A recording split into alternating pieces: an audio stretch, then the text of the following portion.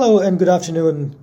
Thank you so much for tuning into Conversations with Ash Srivastav. Many friends have recently asked me about my opinion on what I think about Donald Trump's SPAC, which is the ticker symbol is DWAC, and I thought I'll just talk a few things about it. So here it goes. The first thing that we all should know about a SPAC is just an acquisition vehicle. Sounds fancy, but what it really means is few people have put together some money and then they are hoping that they will find a great company that would be a private company, and then they will just merge it with their public entity and it will be a publicly traded company. So now that we have gotten that part cleared, it's, what really happened is there was a publicly traded SPAC called DWAC, and then about 2 weeks ago they announced that they are creating, they're actually merging with a company that is apparently owned by President Trump, called Trump Digital Media or something like that. But essentially what the point is that the SPAC, which is publicly traded, agreed to merge with the private company that also does not have any asset in this case, which is a little bit weird because usually a publicly traded SPAC acquires a private company that has like significant traction or value, or they are privately valued at several $billion. That's pretty common, but this is a little bit unusual. But again, this transaction relates to a very unusual man too. So again, it's interesting.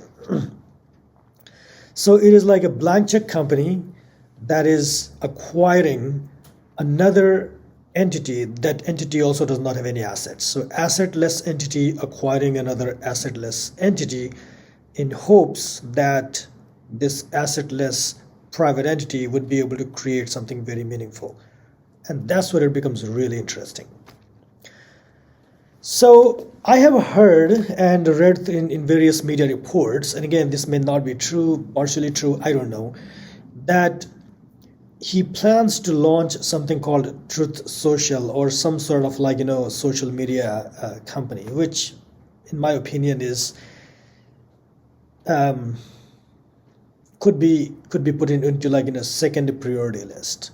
There are a lot of other things that could be done, especially with Trump following. So there are a lot of influencers in the world, and everyone is trying to make some money by using their influence, where some of the celebrities, they even sell household products, including like laundry detergent, to clothing brands, to diapers. I mean, they are selling everything. In Trump's case, he really does not have to tell anyone that something is good and then you should buy. It's pretty much everyone is bought in. So it's less about the product, it's more about the man. But from his experiences, it also looks like whatever he wants to touch, he wants to make it like really nice. And if you look into one of the Trump buildings, then you can see the perfection that really comes from his vision. So again, he's not a tech guy, but let's look into a context where there is something that is not tech, like AI, ML type of companies these days. There are a lot of companies which absolutely have no differentiators. A good example is a bank. Okay, when you decide to open a bank account for personal account or for business account, do you really care whether it is Bank of America, JP Morgan Chase, or Wells Fargo, or a lot of new online banks like Silicon Valley Bank, or Mercury, and then there is Novo, and then literally like you just turn on TV and then you will see, or YouTube advertisements. There is so much of competition when it comes to online banking space. It's enabled because of the digital transformation, because it's way easy to create an online bank these days, right? You essentially have a back-end bank, something like based in Utah, and then they they just provide the backend infrastructure, and then all the front-end APIs and all those things like that, it is just provided by something like Plot or something like that. So it's relatively easy to launch a bank. Again, absolutely no differentiator. So everyone is trying to do a digital media advertisement in hopes that they will capture a large segment of Gen Z or millennials. Everyone is looking for those customers, right? In Trump's case, all he needs to do is just acquire or build, which acquiring also would be pretty cheap.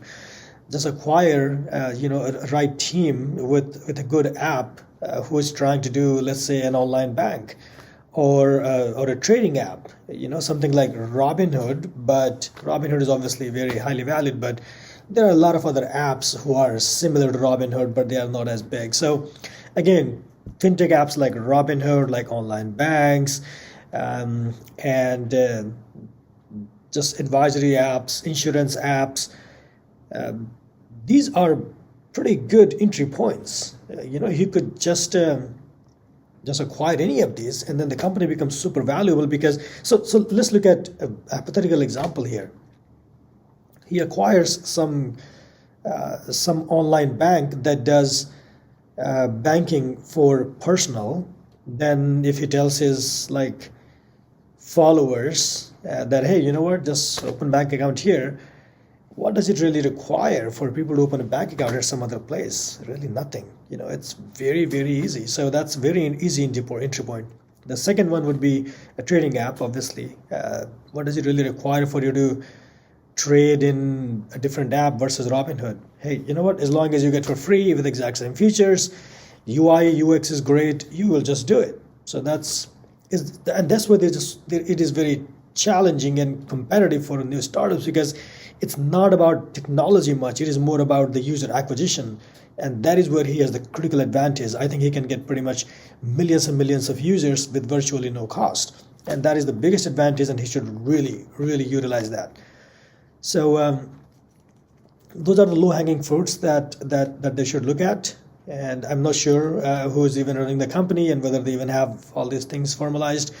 So back to the question, is it undervalued or overvalued? I don't know. Again, I don't think anyone knows until you see the management team and what they're planning to do. It could be very, very underutilized. If they have been looking into acquisitions opportunities like the one that I'm mentioning, let's say everything fails, can he run a subscription diaper company? Can he run a subscription, shampoo? Or can he run a subscription clothing brand? Anything. Can he run anything, essentially, with the consumer touch? As long as that is possible with some sort of subscription angle, it's a several billion-dollar revenue company. I mean, maybe hundreds of billions of dollars of revenue. So we don't know. So the potential is pretty big, very, very big. Actually, it's enormous, depending on what kind of apps they will be launching. But if he's going only after one app, like social media kind of thing, I don't think that is a very good strategy. He could own certain news apps, launch it for $100 a year, or maybe 99 cents every month, something like that. There is a lot of opportunity in digital media, gaming and digital media. That's pretty broad, but because of his background, he could be very effective in that. But just to go ahead and compete with Twitter or Facebook, I don't think that is necessarily smart. But there is a lot of opportunity, like I mentioned, in fintech and other things, where a lot of products already exist, and you could just stick to the market using your influencer approach, and that might be a very good strategy. So we will keep observing this stock and see where this goes. Thank you so much for tuning in.